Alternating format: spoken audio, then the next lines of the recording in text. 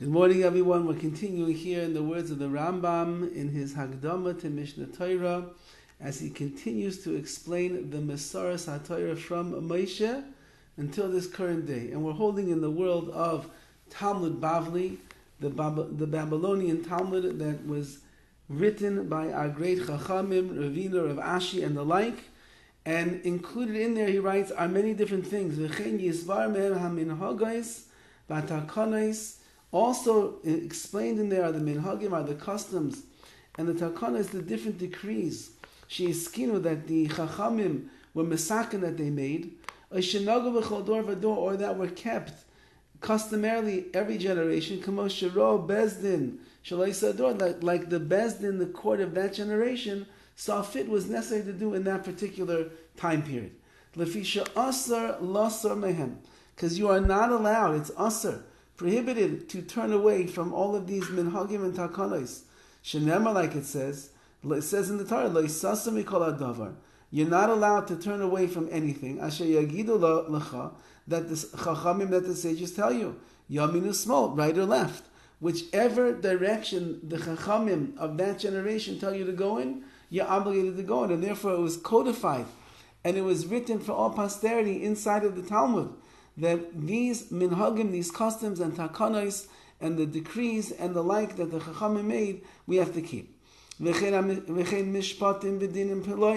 So to very revolutionary laws and the like,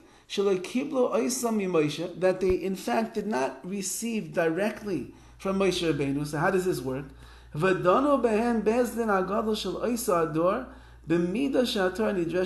we know there are 13 laws, or 13 ways in which we are allowed to darshan, we're allowed to expound upon the psukim, the verses that we have in the Torah. These are the 13 laws of exegesis. Many people say that in the morning before they get to Psukkah de Zimra, and it goes through all the different ways that Moshe Rabbeinu passed down to the Chachamim of our generation. Through these laws, you will understand how to deal with what seem to be perhaps contradictions in verses that we have in the Torah. You will be able to understand how to darshan, how to expound upon them, to understand exactly what the halacha is. So even though that Moshe Rabbeinu perhaps did not say over the exact halacha, he gave over the tools to the future generations of the Chachamim of Chazal to be able to, with their great erudition, to go deep into the words and the psukim and the ideas and the understanding, and be able to bring out what the halacha l'maisa, what the proper mishpat and din is going to be. V'dana ben bezdin agadol shel oiseh ador, the great court of that generation would be able to make their judgments and figure out what the halacha is. B'milah shator nidras ben v'pasku oisan zakenim, and then the zakenim, the elders, Paskin, they decided this is the halacha. V'garmu shadin kachu, they said this is what the halacha is going to be. Hakol chiber of Ashi b'Talmud miyamais Moshe v'ad Yamav. All of this was written down by Rav Ashi in the Talmud. We're talking about Talmud Bavli over here, and it goes back from the days of Moshe v'ad Yamav until his very days. So the Rambam is very specific to point out, this is not changing the Mesorah.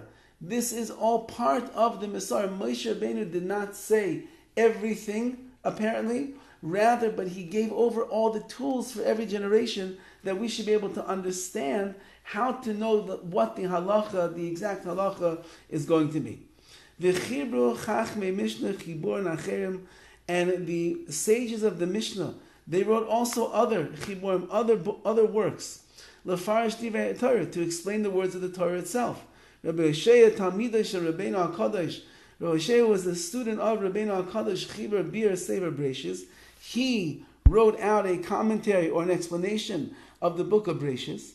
Rabbi Yishmael Perish Me'ele Shemais Ad Sefer Torah, and Rabbi Yishmael wrote from Shemais until the end of the Torah. V'hu HaNikra Mechilta. All of this is called the Mechilta. Mechilta is another text of oral Torah. V'chein Rabbi Akiva Chibra Mechilta. Rabbi Akiva also wrote a Mechilta. V'chachamim achareihem, and other sages that came after them, Chibra Midrashais, they wrote the Midrash. All of that was written even before Talmud Bavli, before Ravina and Rav Ashi wrote over here the Talmud Bavli. So Midrashim go back to the days of Mishnah. Mechilta goes back to the days of Mishnah before the Talmud even came into being. And therefore says the Rambam over here, this is the Masorah. Everything is included in Torah Sheba'al Peh. The reason it was written down, like he said before, we should not forget for all generations the exact details and the like, and therefore they were invested with the power to codify the Torah Sheba'al Peh in a way that we, in 5784, 2024, in the world, we will still have the words of Torah Sheba'al Peh exactly the way that it was given over at Har Sinai. Have a wonderful day.